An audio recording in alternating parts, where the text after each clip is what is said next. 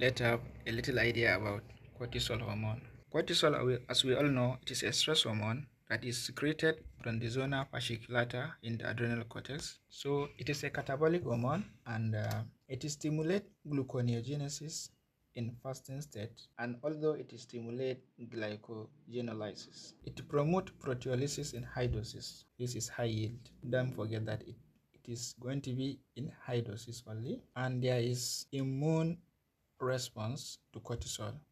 That is to say, cortisol decreases what or lowers the immune response. How? Cortisol suppresses the B lymphocyte, which are involved in immune response, and cortisol also causes apoptosis in the T lymphocyte. Cortisol downregulates collagen synthesis and also reduces bone formation, and cortisol increases absorption of sodium and excretion of potassium in the intestine.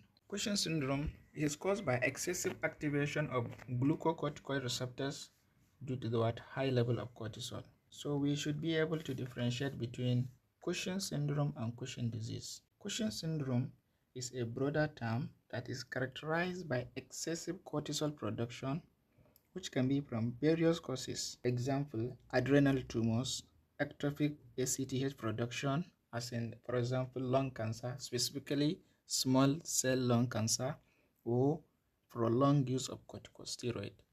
This is what generally means Cushing syndrome. Now, what is Cushing disease? Is what is characterized by excessive cortisol production, specifically by what? Pituitary adenoma. This is what will lead to what? Excess ACTH. This excessive ACTH is what is going to what? Stimulate the adrenal gland to secrete excess cortisol. So when we are talking about Cushing disease, we are referring to the what? The main target is pituitary adenoma. So what the etiology? So the etiology, it can be, we classify them into three. There is ACTH dependent, there is non-ACTH dependent, and there is pseudo-Cushing syndrome. This is a blueprint of feedback mechanism. As you can see, this is what we call the hypothalamic axis. The hypothalamus is responsible for releasing corticotropin, releasing the anterior pituitary, and the anterior pituitary will now release adrenocorticotropic hormone, which is what? Our ACTH. And the ACTH will now stimulate the adrenal cortex to release cortisol. In the case of excess cortisol in the body, this excess cortisol will have a negative feedback inhibition in the anterior pituitary to decrease ACTH, and also a negative feedback mechanism on the hypothalamus. This is what we refer to as hypothalamic pituitary axis. So let's start with the ACTH dependent, which is what 80% of the cases. Pituitary adenoma secreting ACTH. This is simply referred to as Cushing disease. I have explained this before, and we have ectopic ACTH, for example, small cell lung carcinoma. These are ACTH dependent. Non-ACTH dependent is what we call iatrogenic, which is chronic glucocorticoid therapy, as in the case of asthma. Patients that present with asthma sometimes get prescribed with what? Glucocorticoid. So in that case, excess glucocorticoid use can eventually lead to what? Excess cortisol.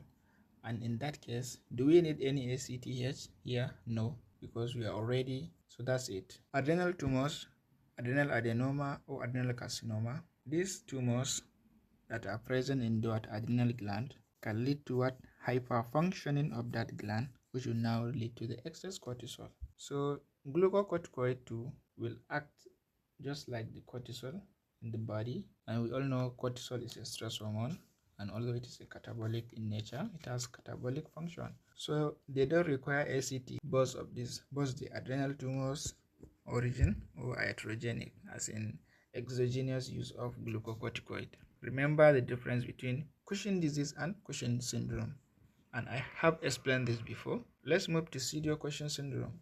Cortisol excess as part of another illness, alcohol excess or major depressive illness, idiopathic in nature, and then these Cushingoid features we are going to use as a kind of mnemonics. I will explain that later. This appear after stopping alcohol consumption or after the end of depression. So the metabolic features of Cushing syndrome. There is an abnormal fat distribution, which include weight gain, particularly around the gut and midsection, which we refer to as truncal obesity. I will show images of each. Then buffalo hump, then moon face, thinning of the skin, plethora, stretch marks, and abnormal hair distribution. As of musculoskeletal system involvement, there is muscle weakness. The arms and the legs may become skinny like twigs and what muscle wasting. Cortisol inhibit amino acid absorption by the muscles.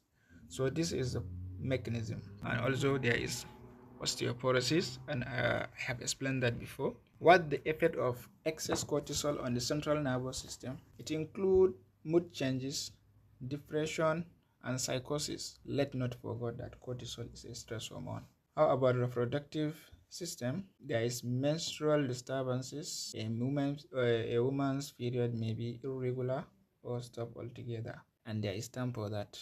When there is complete cessation of menses, we refer to that as amenorrhea. As we can remember, impotence is to man and amenorrhea is to female.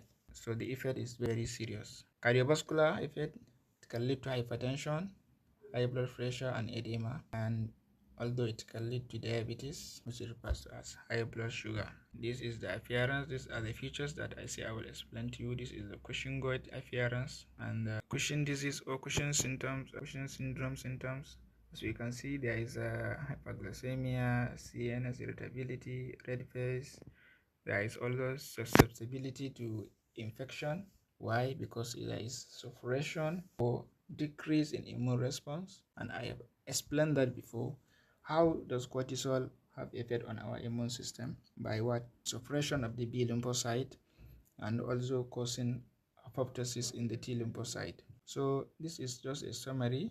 You can see amenorrhea, hirsutism, fat deposition, buffalo hump, osteoporosis, moon face, buffalo hump, and all those stretch marks. All of these are very good indication of further investigation should be performed, especially if you see this during physical exam. So as I have explained already, we use this word Cushingoid as a useful way to consider a complication and symptom of Cushing syndrome. The C stands for cataract, U for ulcers, S for skin, sclera, thinning, bruising, hypertension, hirsutism, hyperglycemia, I for infection, N for necrosis, G for glycosuria, O for osteoporosis, and the rest. You can use this for mnemonics to remember. How about diagnosis?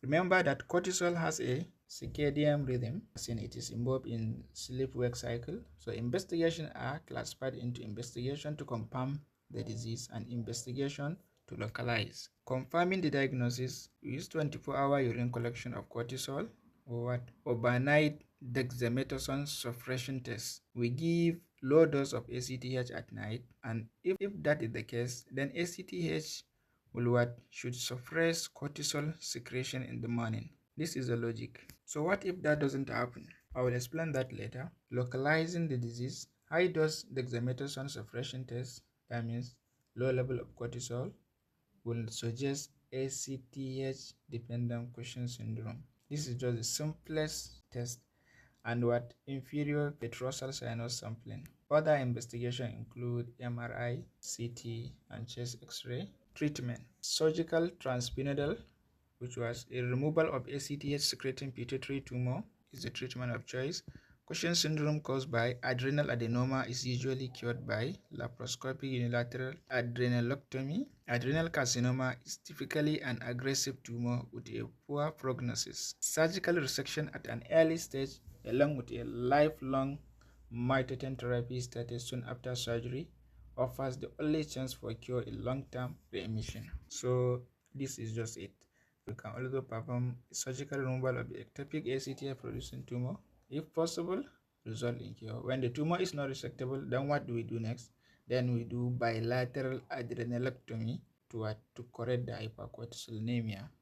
That means excess cortisol in the blood. We can also use ketoconazole, methyropon, or aminoglutamide, mitoten. They can all be considered for patients with what limited life expectancy or for alleviation of hypercortisolemic symptoms. So thank you. This is the end of the lecture.